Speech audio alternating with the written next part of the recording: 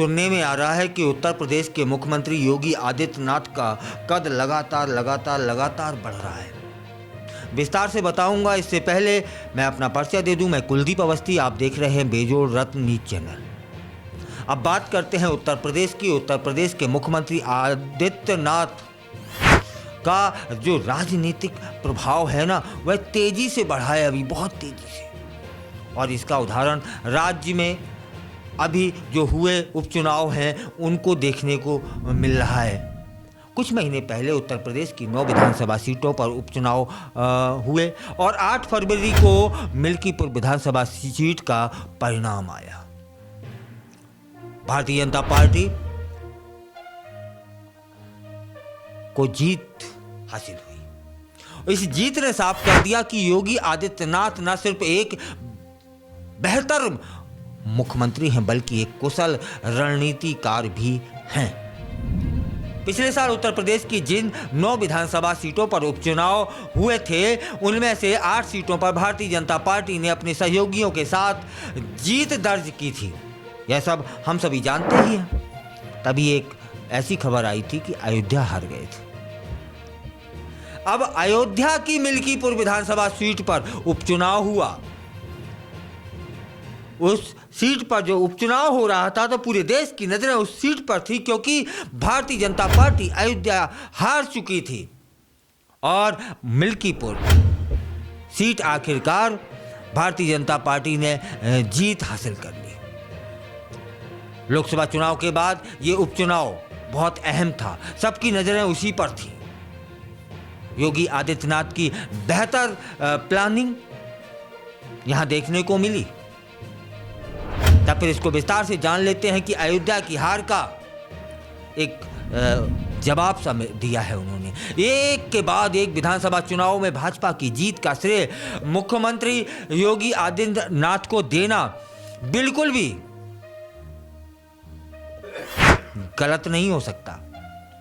भाजपा की जीत कहीं ना कहीं संगठन की सटीक रणनीति, सही जाति गणित, सरकार में समन्वय और कड़ी मेहनत का नतीजा हो सकता है। चुनाव के दौरान पार्टी ने जहां अपनी कोशिशों में कोई कसर नहीं छोड़ी, वहीं मुख्यमंत्री भी जुझारूपन से, पूरी लगन से चुनाव पर मेहनत करते रहे। उनके मंत्रियों की टीम ने भी बहुत सराहनीय योगदान दिया। उत्तर प्रदेश के मिल्कीपुर में हुए उपचुनाव ने एक बार फिर साबित कर दिया कि भारतीय जनता पार्टी का जनाधार अभी भी बरकरार है। वह अयोध्या सीट हारी थी, लेकिन जनाधार नहीं खोया। इससे यह सिद्ध होता है। आपको बता दें कि विजय रथ पर सवार समाजवादी पार्टी के लोकसभा चुनाव में 37 सीटों पर जीत दर्ज की थी। भाजपा की सबसे बड़ी हार अयोध्या में हुई थी। ऐसे झुठलाया नहीं जा सकता। समाजवादी पार्टी ने अयोध्या में भाजपा से वह सीट छीन ली थी जिसे करारी हार माना जा रहा था। वो अयोध्या जहां पिछले साल भव्य श्री रामलला मंदिर का लोकार्पण हुआ था। वह अयोध्या जिसके लिए भाजपा वर्षों से मेहनत कर रही थी। यहां से सांसद चुने गए थे अवधेश प्रसाद, लेकिन आज वही अवधेश प्रसाद मिल्कीपुर में अपने बेटे की इज्जत नहीं बचा पाए। ना तो उनका रोना काम आया और ना ही उनका दलित कार्ड।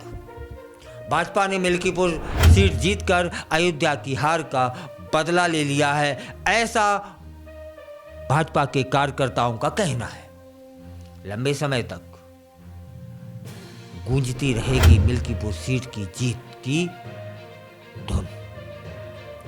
इसकी गूंज लंबे समय तक सुनाई देगी, ऐसा लग रहा है, क्योंकि हार की जो गूंज थी वह भी तो लंबे समय तक सुनाई दी। तब फिर जीत की भाजपा ऐसे कैसे भुला सकती है। भाजपा ने उतने ही वोटों से जीत दर्ज की जितने समाजवादी पार्टी को मिली। यह थी बड़ी बात। मतलब जो मुकाबला बताया जा रहा था वह तो एक तरफा दिखा।